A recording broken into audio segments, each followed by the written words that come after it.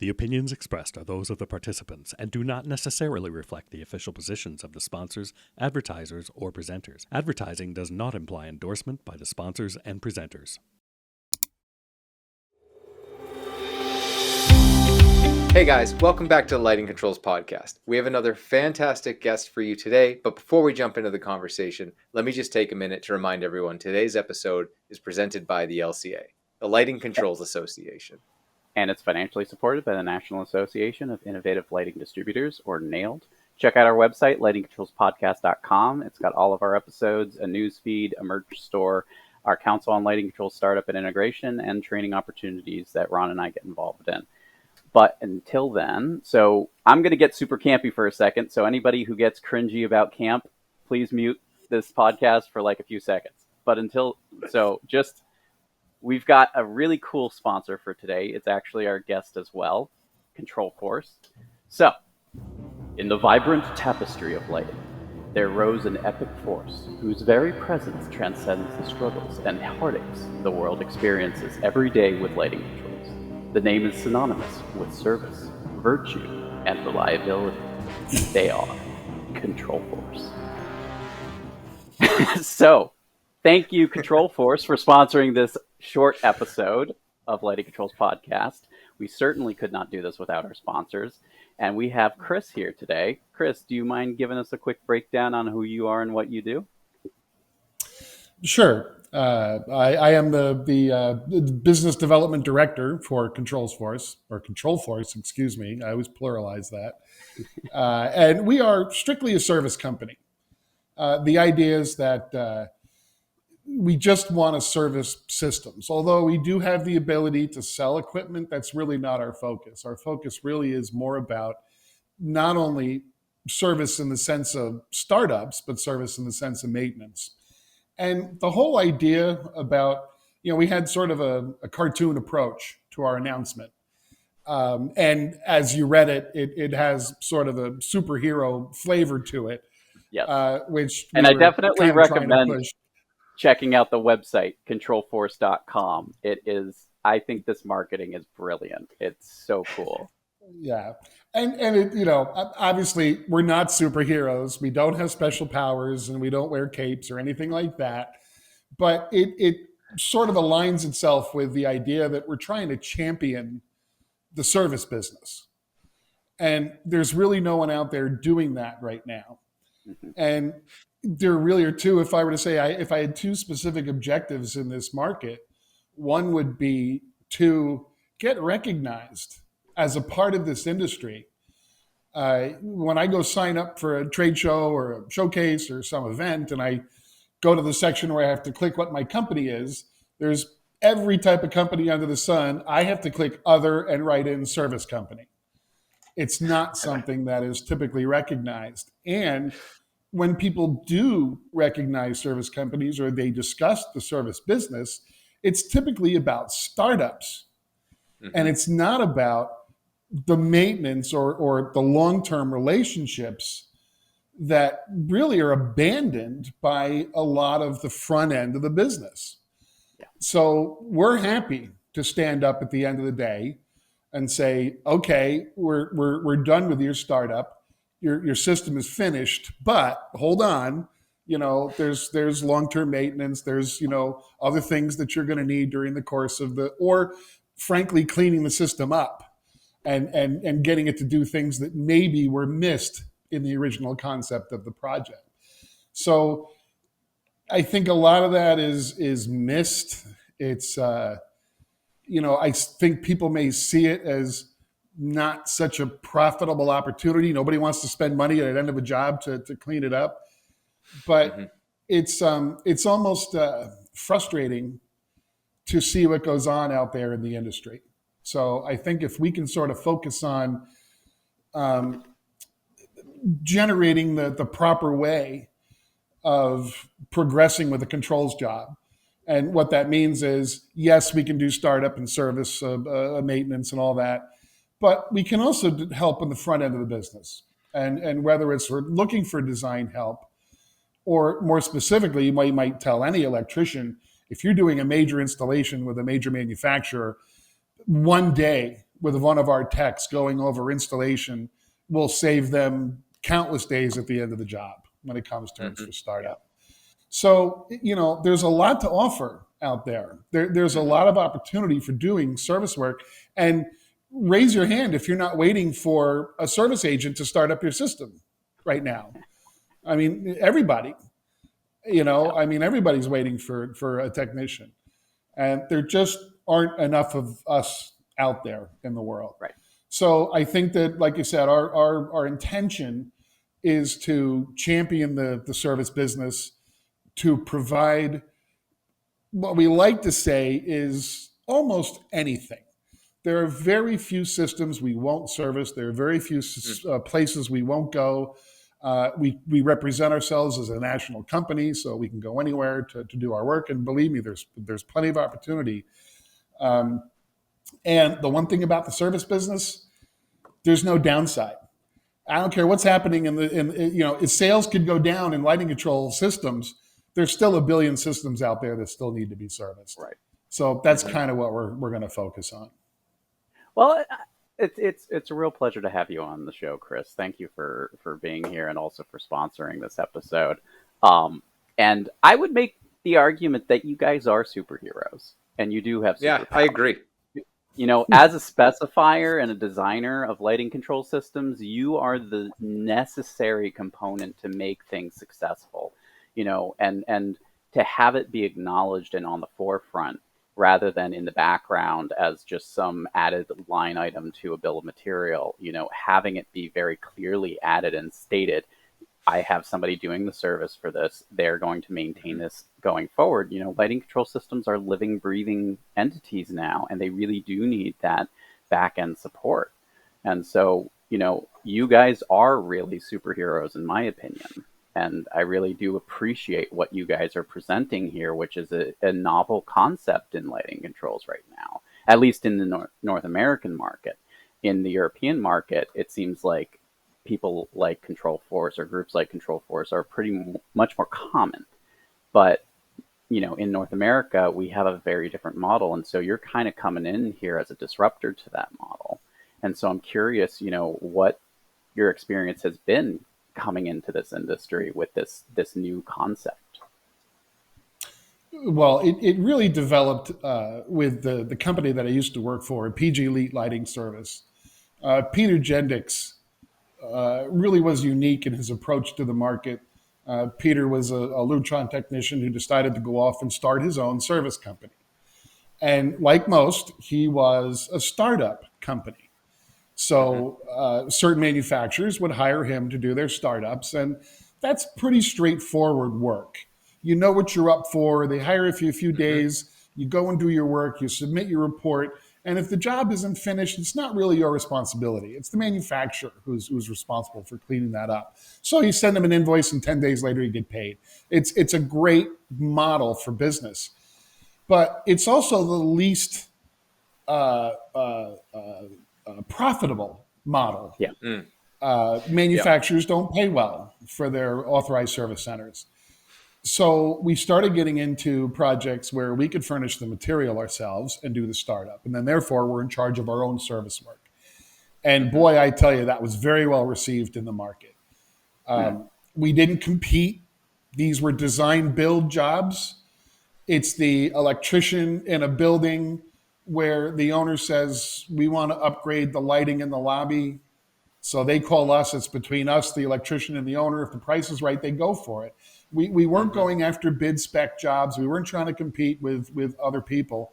But it was really just the comfort level. And what was amazing was that not only were they comfortable with our service work on the control systems, but that led them to want to place lighting orders with us.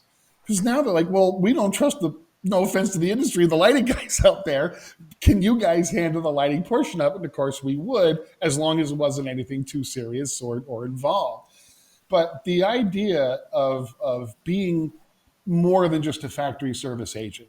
So that led to picking up multiple manufacturers. And probably the greatest revelation, especially for our technicians, was the theatrical lighting systems, despite how intimidating they are, really are pretty easy to service. They're not really that bad. And it has to do with the fact that they are based in DMX, which we all know and understand. But there's no proprietary software. All the ability to program or make your changes are right on the front of the rack. There's a processor on the rack. So you can do all your programming there. And these guys were really surprised to realize that really is easy enough to do. So at that point, we're like, all right, well, we'll do anything. Whatever it is, we don't care what it is. We don't care what the system is. We don't care where it is or whatever. We're going to go ahead and do the work. And I think it's the best kept secret in this industry. What we do really isn't that difficult. Once you understand the terminology, I know, right? A bunch of people go out and start new companies tomorrow, but it really is the truth. It's not that difficult, but you do have to have patience. And what I do tell electricians, a lot of electricians say, "Oh, maybe I can go learn this product, and then I can become." I'm like, listen, the last thing you want to do is spend 8 hours sitting in a chair with a laptop programming your lighting system. Think about that. Most guys like to be with their tools and climbing ladders and all of that. Yep. And they don't really want to be. They said, it can be a real pain in the butt to do this kind of work, and not everybody's got the patience for it. So Right. it was kind of a revelation. And then we started to realize there may be better ways of pursuing this business. That's really what it was about. Yeah, Chris, you're giving away all our trade secrets. You can't keep doing that, buddy. Like, what are you doing? You know what? I know. I'm so not worried about it. I mean, I don't know if people realize how much opportunity there is out there. And I'm not just, again, not talking about startups. We're all Right. focused on that. We're all focused on selling systems and doing startups, but there just aren't enough people maintaining all the existing systems out there. And it's something that gets lost. Yes, there is something to be said, though, like you said, and like Webster said, I agree. The technicians that do the work are superheroes, especially working on the theatrical side.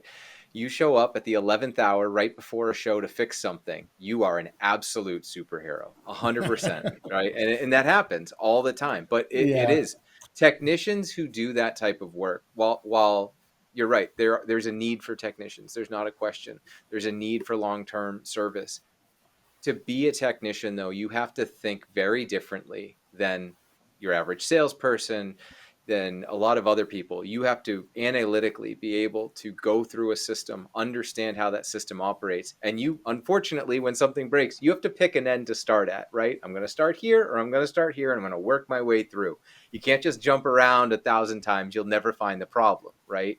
But that's not something a lot of people are good at. And I don't know if we do enough to talk about, how that service process is actually done, and how, the type of person that you need to be to really have the patience to work through trouble in a system that you didn't install. you just nailed it, Ron. It's patience, right? The first quality of a technician has to be self-control. It's got to be someone who can stay calm, not jump to conclusions, not be distracted about the angry people and the frustrated people that are around them, and to keep to the process and the procedure, especially if you've got some troubleshooting going on, right? There's a process for it. You got to go through it. You got to do step by step. So it's not only just having the patience to do that, but it's having the consciousness or the wherewithal to keep track of what you're doing. You're looking at a panel and you just identified a wire, label it. Don't just push it aside and say, okay, well, that's the power feed. Don't worry about it. But it's having that discipline of sticking to the program, not being rushed, do what you're supposed to do. And it's a little bit of show must go on mentality. Yep. We often talk about, nobody wants to spend money on after service work, right? If the project's done and theoretically this was supposed to happen and it didn't happen, no one wants to write an additional PO, right? So there's never any money left over to get this done. So, you've got to work within the concept that it's not really trying to finish a job and finish the contract and wipe your hands of it. right? Which is the mentality of a lot of the Right. sales out there, right? They Mhm. take an order, they want to ship it, they want to deliver it, they want to get started up, they want it invoiced, and then boop, we're done and we're gone. Yep. Our mentality is we're going to be there when the job is done, when the people wipe their hands of it and they leave that building. We're going to be standing there with the owner, and we're going to be saying, okay, now what do you really want to do? What do you really want the system to operate? And by the way, what else do you have in the building? Well, and that You know, goes and that was that goes along the lines of some advice that is starting to circulate in the controls channels, which is that really you want to give the occupant about a year to get familiar with their system before really anchoring in any final programming, because they don't really know what they want before they go into the space, before they start working with it, and they're learning a bunch of other systems at the same time. Lighting might be at the very end of a long list of things they need to learn. And so having the revisit scheduled and ready to go and be there for when they actually have feedback to give you is better than when they first get the key to the door, because they don't really understand what they need, what they want yet. Mm. Yeah, very, very true. And even more so in the architectural world. You know, we tell homeowners, you want to live in your home for 4 seasons before you really finalize it. And that could be not only what the buttons do, but the engraving on the buttons, or maybe your time clock events or whatever. But you're right. It takes a while. As far as buildings go, it's usually more of, and New York City's a funny market just because of all the buildings and our canyons and all of that. But your sunrise and sunset is a little goofy in New York City. So they don't always realize that. And what they set up in the summertime, all of a sudden 6 months later, isn't exactly what they thought it was going to be. So there's a lot of that happens. And again, that's really what gets missed when most commissioning agents finish a project and then just walk away. And they're worried about the next startup they got going on. They're not worried about that customer.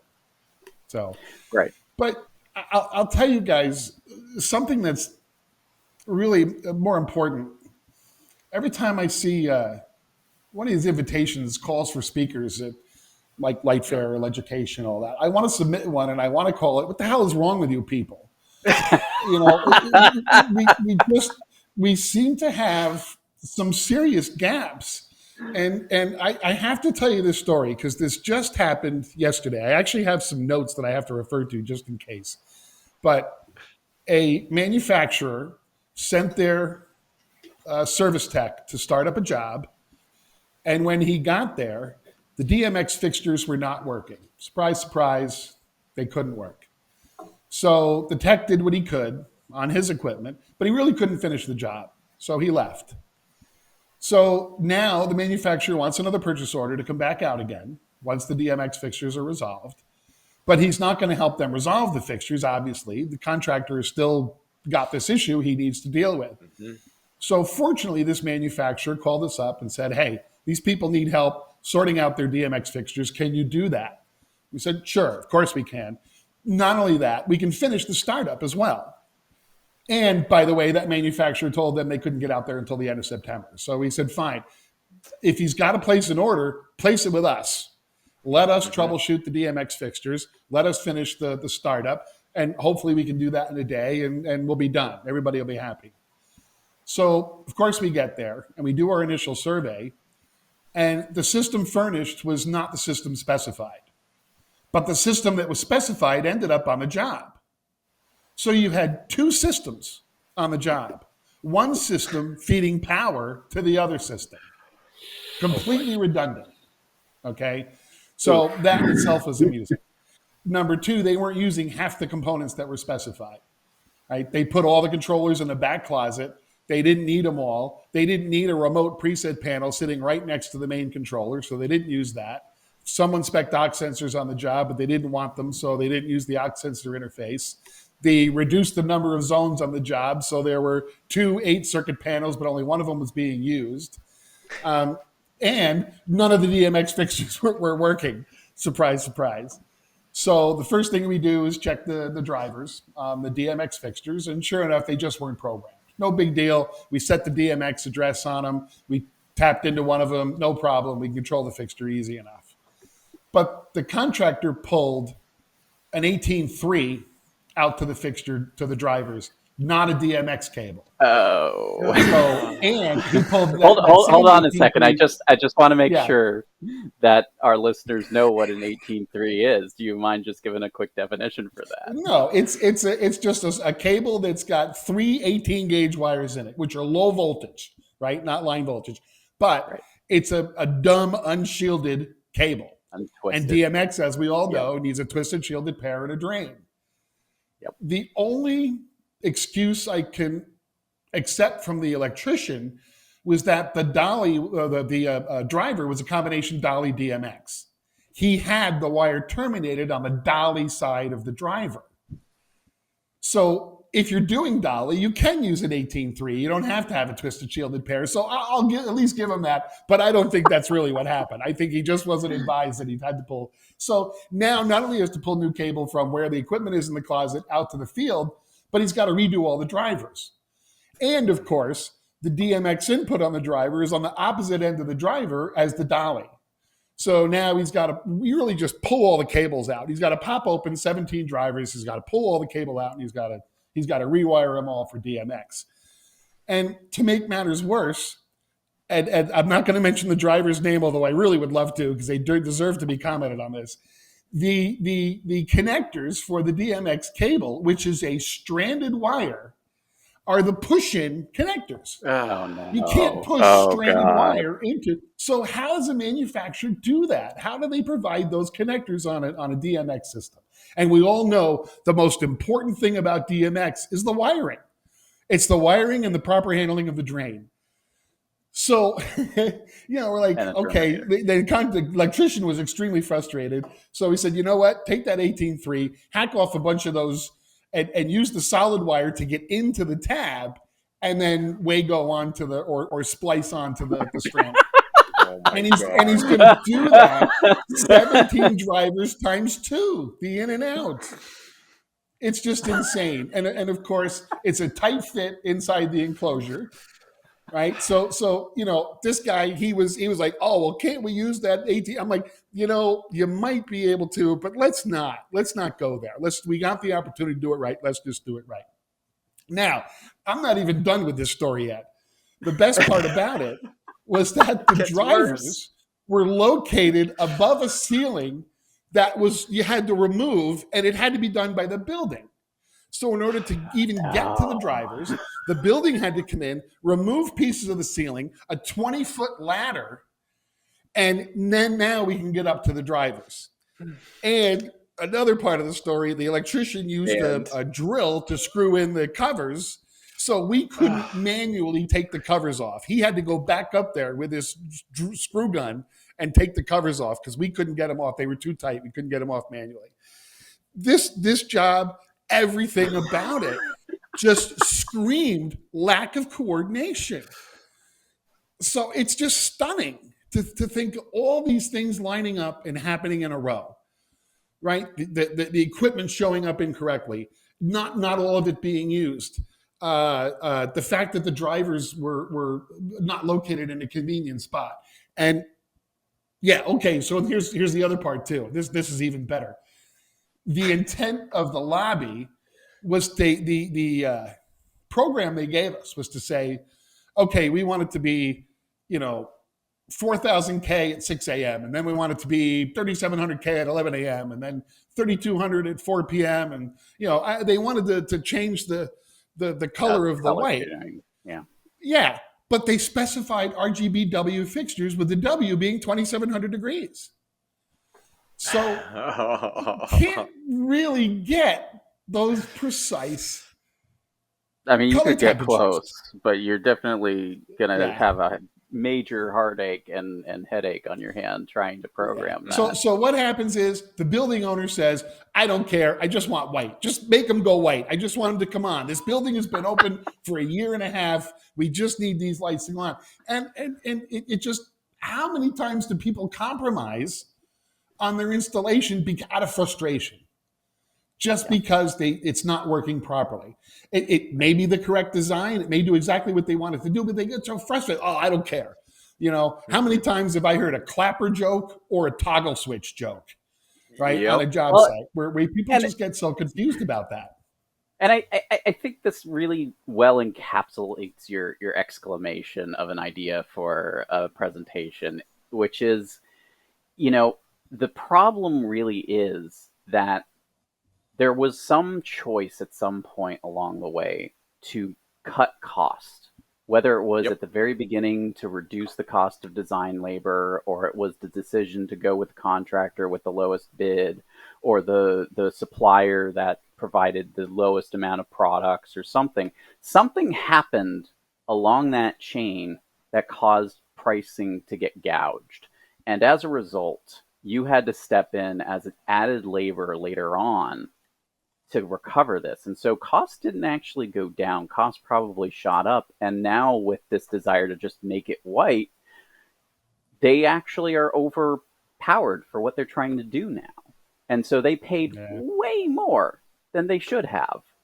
And so this is the real result of trying to save money in these sorts of applications, is that you end up spending way more.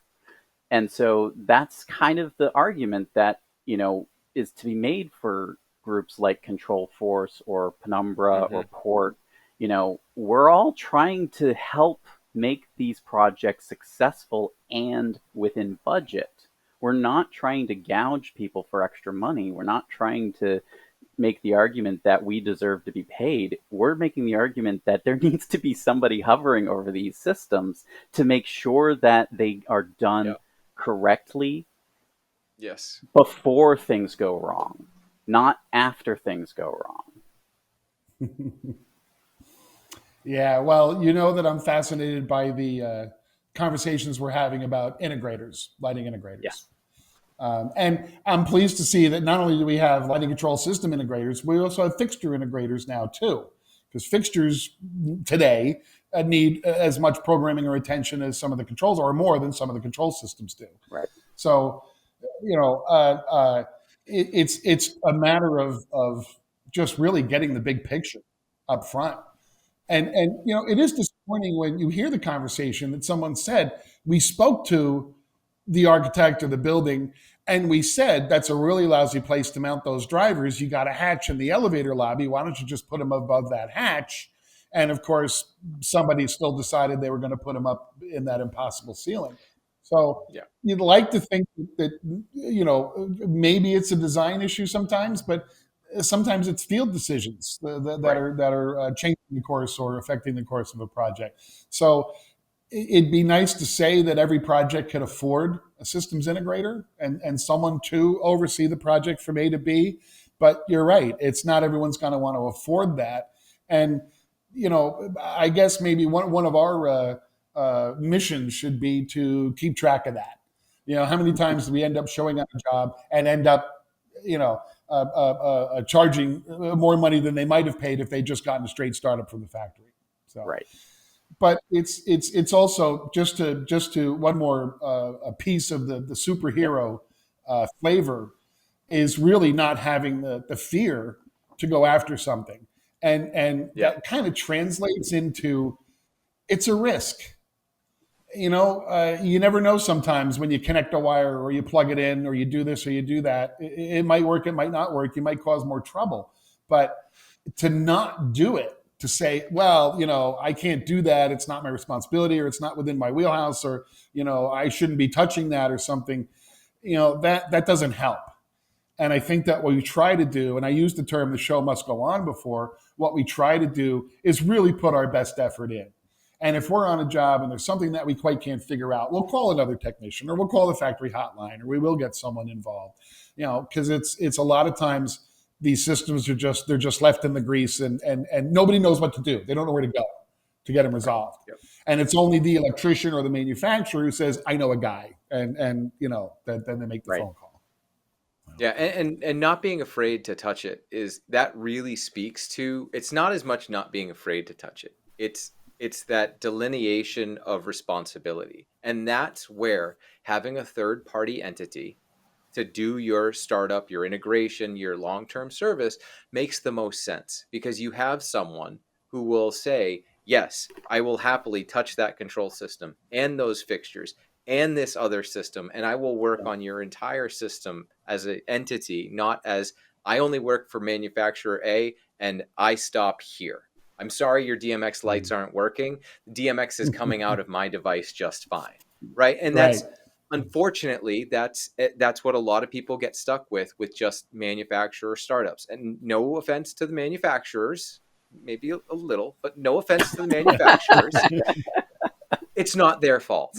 It's not their fault. Yeah. The system was designed that had all these different parts and pieces. That's not their fault. Their system works, but this is part of the problem is you never get that handshake because it's so hard to get everyone on the site at the same time and to do this and to do that. And that's where third-party entities like yourself and the rest of us have such a stakehold in the industry to really help people. Because at the end of the day, that's what we're really trying to do. We're trying to help people, whether that's avoid issues like the story you just told, which is all too familiar, or just work people through design challenges and why should this equipment go here, and be able to talk to the electrician and understand how they look at it, but be able to understand it in a way that they're going to understand why we're telling them this. It's not just the designer who showed up in a suit and has their shoes on and doesn't belong on a job site, right? Because a lot of these guys look at it that way. Nope, that's the suit. They don't know what they're talking about. Yeah. Being able to have that conversation makes a big difference. Yeah, it's funny you say that. I grew up in theater, and one of our comments was, I trust the guy in jeans and a show T-shirt. I don't trust the guy in a suit and tie, right? So you never really wanted to see that, and we all know that. But one of the other superpowers I think that we have, or that we can brag about, is the ability to translate. It's the ability to listen to the electrician, but turn to the owner and say, "This is what we're talking about," or the other way around, to say, he really doesn't want that. Relax, take it easy. Let's not worry about that right now.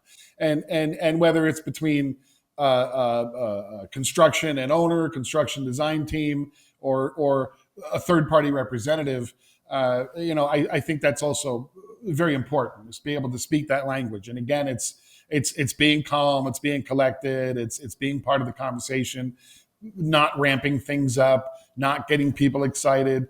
Again, not creating problems we don't have yet. So that is pretty important. Again, it goes back to the patient's routine, and almost even a little lighthearted. Thank God we have a couple of guys who have great sense of humor, and it's easy to light. They're both very good at lightening things up. When things get a little too tense on a job, there's a good comment or a good joke or something you can throw out to lighten things up a little, and that's also very helpful.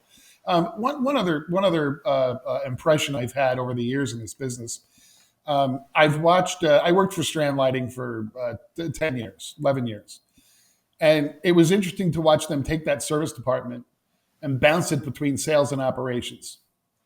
If you give it to operations, which I consider the factory, they find every reason not to go do a startup.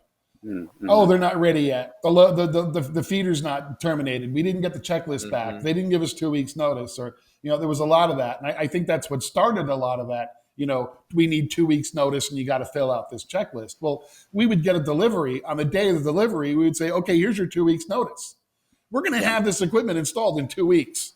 So here's your notice. No, it's not installed. No, the power feed's not there. No, the loads aren't connected, but it will be when you get here. But who wants to take that risk? No one wants to take the risk. So you have to go through that process. If you give it to sales, then they usually end up saying, I'll just go send someone there. Just go take care of it. It's an important designer. We want his next job. Just go take care of it, get it done, and don't worry about it.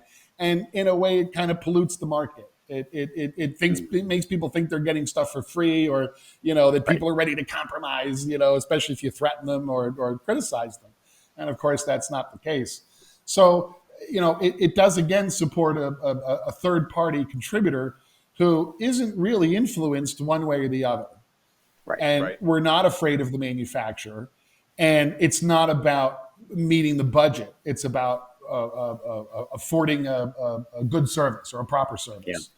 So it's never easy, and it never will be. And again, we're usually talking about people at the end of the job who are pulling their hair out because they just can't get things. They're going on 2 years since they got this system installed, and it still isn't working right.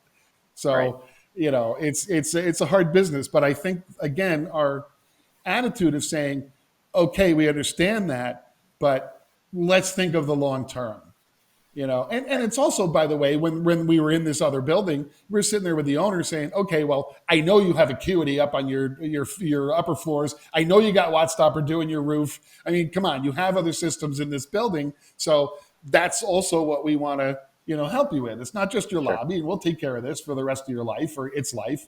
But what else you got? I know you got other controls in this building. What else you got? And that building maintenance or full building maintenance is also a motivation for going after that work. Well, we're actually over time for a shorty, but I think that this was a really excellent conversation, and I'm going to wrap this up a little bit. But I think basically Control Force is trying to fill in the gaps where there's not really support right now when it comes to service, whether it's design, project management, installation, startup, or even ongoing service. And that's because that's a blind spot in our industry. Like you said, with the trade shows, there really is no box to check that says I provide service as it pertains to lighting controls. There really, it's you're either a specifier or a distributor or sales or some other part of this industry. So really, this is part of that conversation that Ron and I keep running into again and again is, who's responsible for the lighting controls system design and application. And I think, Control Force is really a great representation of the labor that we need in this industry. And per your example scenario, I mean, that scenario, that went beyond, but I think we've all had bits and pieces of that experience somewhere on some project. And it's because we really do need somebody to be a part of the team through and through. And so it might be, for instance, myself, a designer specifier at the forefront, handing over the drawings to somebody like Control Force to implement it, or from beginning to end, really representing and commissioning the project, not just starting it up, but making sure that there's representation for the owner through and through the project. And so, I think that this is really fantastic resource that people should be starting to tap into because we really do need this. There a lot of what the sales reps have done has been filling in the gaps where we needed that. And by all means, they deserve a huge amount of credit for what they have done. But it's really, it's better in a lot of cases when it's an independent group doing that work rather than a sales representative of the manufacturer. And so hopefully we will see more and more of groups like Control Force and more demand for groups like Control Force going forward. But hopefully that kind of encapsulates the message that you were trying to put forward here, Chris. Yeah, absolutely. And once again, we will be exhibiting at the New York Controlled Show. I don't know what a service company is going to exhibit. We may just stand on the table and tap dance, but we'll think of something. And the idea is not only to, again, champion the service business, but to take the opportunity to maybe interview a few people or ask a few questions and get some market feel about it. So that's really where we're hoping to gain some traction, especially with the design community. So. That's awesome. Chris, thank you so much. I will say, I think it's so funny that you mentioned about, your technicians on site, keeping a clear head, being level-headed, knowing when to sort of, you use a little humor now and then to kind of lighten things up if things get a little tense. And a quick story, that actually happened to me this morning. I was on a pre-wiring site check this morning. I'm going through everything, and the contractor and the EC started getting into it over some stuff. And I was at a private residence on the beach. And so they start getting into it, and it was getting a little intense. And I walked out onto the deck, and I just turned back around, and I went, "Hey, guys, this view doesn't suck." And everyone came out onto the deck, and we all stood there at 8 o'clock in the morning looking out at the water across the beach. And 30 seconds later, everyone was fine and had calmed down, and we continued the conversation, and it was great. But I just peeled myself away, walked outside, and it was right. it was knowing that was because, that was the time where we needed to, because if everyone was tense, we weren't going to get anything done. We were just going to continue Yeah. it wasn't going to work. Right. So Yeah. having technicians who can work through problems, know how to work through problems, start to finish or finish to start, depending which way you want to go, and Yeah. work through and keep a level head and stay calm under pressure and keep the client calm. There's so much to be said for that. So Chris, thank you so much for Mm. everything you're doing. You and your guys, thank you for what you're doing for the industry and for being there. And if anyone needs a resource, these guys are there for you. So Chris, thank you so much. Thanks, guys. It was a pleasure. I look forward to the next one. I will close out and remind everyone today's episode is presented by the LCA, the Lighting Controls Association. And it's financially supported by the National Association of Innovative Lighting Distributors, or NAILD. Check out our website, lightingcontrolspodcast.com. We've got all of our episodes, a merch store, a news feed, Council on Lighting Control Startup and Integration, which is right in line with the conversation we had today. If you're interested, please check it out. Also, some training opportunities if you want to see what Ron and I are up to outside of the podcast.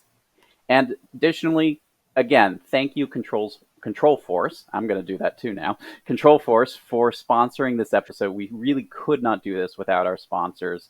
And so you should really check out their website, controlforce.com. It is a blast. I love the artistic style of their marketing. And hopefully my campiness wasn't too campy at the beginning of this episode.